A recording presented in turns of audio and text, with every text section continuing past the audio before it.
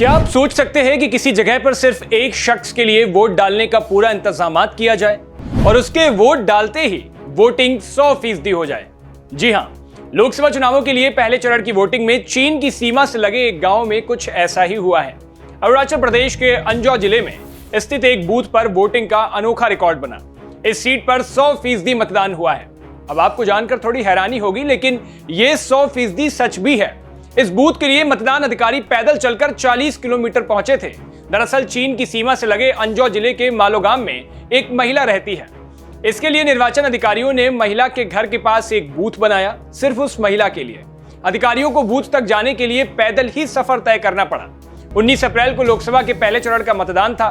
पहले चरण में देशभर की कुल 102 लोकसभा सीटों पर मतदान किया गया।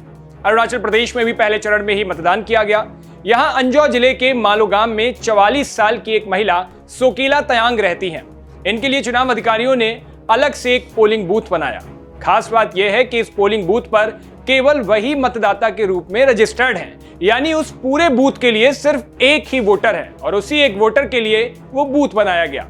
शुक्रवार को वह दोपहर करीब 1 बजे वोट देने के लिए पहुंची। उनके वोट देते ही इस बूथ पर 100% मतदान हो गया। इसके बाद चुनाव अधिकारी वहां से चले गए। वोट देने के बाद सोकीला तयांग ने कहा कि मैं अपने मताधिकार का इस्तेमाल करके खुश हूं और मुझे मतदान करने का अवसर देने के लिए मैं निर्वाचन अधिकारियों को धन्यवाद करती हूं। चुनाव अधिकारियों के मुताबिक मालोगाम में बहुत कम परिवार रहते हैं और तयांग को छोड़कर बाकी सभी मतदाता अन्य मतदान केंद्रों पर रजिस्टर्ड हैं। लेकिन तयांग मतदान करने के लिए दूसरे मतदान केंद्रों पर जाने को तैयार ही नहीं थी।